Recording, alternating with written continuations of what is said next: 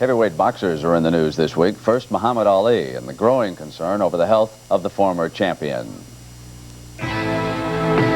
Joe Frazier, George Foreman, even Leon Spinks. They gave Ali a tremendous beating.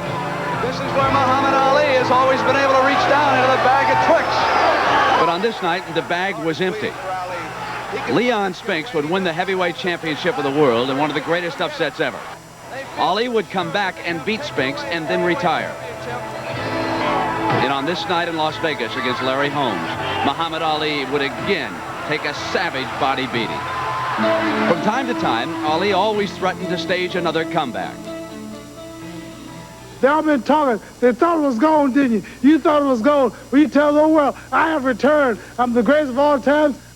But because of those beatings, something was happening to Ali. His speech was beginning to be slurred. He was in and out of hospitals. This week, he was in again, here in New York. The word is out, I can't talk. The word is out, you can't understand me. The word is out, I'm punching, all kind of stuff. So I said, I'm not going to dodge the press, because if I do, it might make it look true. Upon releasing Ali from the hospital, doctors say he is in no immediate danger, but he will continue to receive treatments.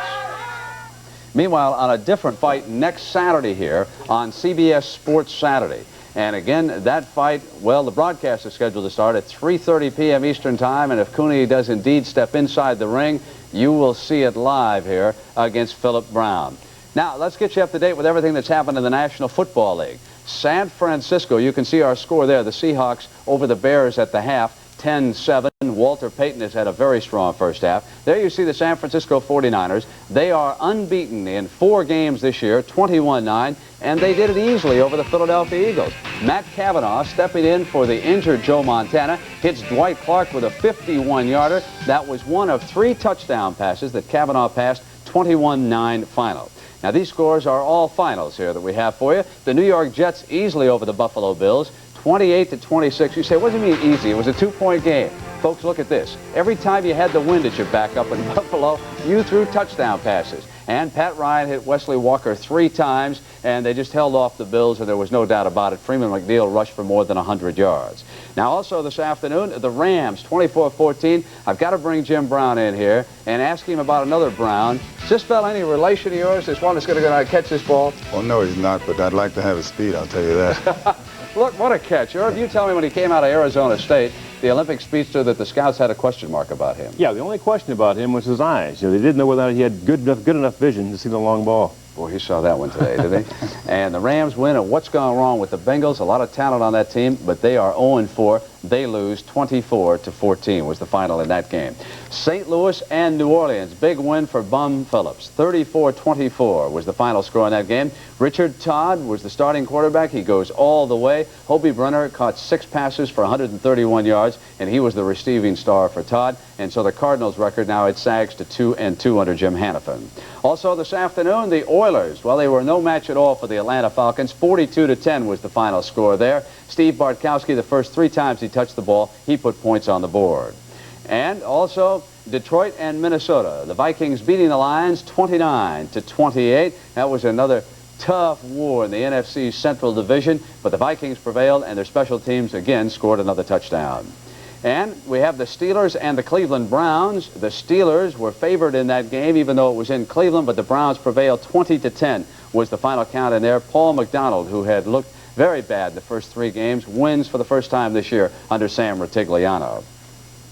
And the New England Patriots lose to the Washington Redskins 26-10. And Joe Theismann said the important thing against the Patriots was to control the clock. We knew that they had stopped everybody else before, and I think our guys just made our minds up that if, with the type of explosive offense that they have, we had to control the football. And the way we control the football is short passes and running the football. You know, we've got our offensive guard in John Riggins. He's as well a blocker as a runner, so and he's a tough guy. And so we just put it on his head. Jim, what do you think of John Riggins? I think he's great. The epitome of the old style and the new style. He certainly is that. A little bit of Jim Brown with that power that he shows. But you told me that Theismann works everything off of him? Yes, for the last 3 years, it's been a matter of Riggins. He is a gladiator, and everything works off of him. Oh, that was pretty right there to Charlie Brown. And so Jim, I think the Redskins appear to have gelled after not looking too good. Yeah, they're ready now. They really Big are. John is back. Okay. Now, some other scores around the league. We'll run through them. Again, we have Seattle leading the Bears. It is 10-7. They are at the half out in the Kingdome in Seattle. Miami over Indianapolis, 23-7. Dan Marino has gone twice to Duper. The Giants are shutting out the Buccaneers, 10-0. They are in the half of that game. And the Denver Broncos right now lead the Kansas City Chiefs, 14-0. They also are at the half. And the Dallas Cowboys, of course, leading the Green Bay Packers by 13. The NFL today continues except on the West Coast. 60 Minutes is coming up next right after this quick scoring update. As most of you know by now, the Dallas Cowboys have pushed their record to 3-1. They beat the Green Bay Packers 20-6. The Denver Broncos today shut out Kansas City. 21-0 was the final there. The Giants win a tough one over Tampa Bay, 17-14. 2 more touchdown passes by Phil Simms. He now has 10 for the season. Miami routs the Colts 44-7, and so the Dolphins push their record to 4-0 on the season. Seattle, with 3 defensive touchdowns, beats the Bears 38-9. That is the first loss for Chicago after 3 victories. Washington's record now 2-2. They've won the last 2 weeks. They're putting their act back together. Riggins rushed 33 times for 140 yards and 1 touchdown in that triumph. Cleveland beats Pittsburgh. That is the first win of the season for the Browns this year after 3 setbacks. Minnesota wins for the second time in 2 weeks, 29-28. Jan Stenerud kicks 5 field goals. That's a career high for Jan in 1 game. Atlanta's record now 2-2. Houston 0-4, and the Oilers have lost 20 straight road games in the National Football League.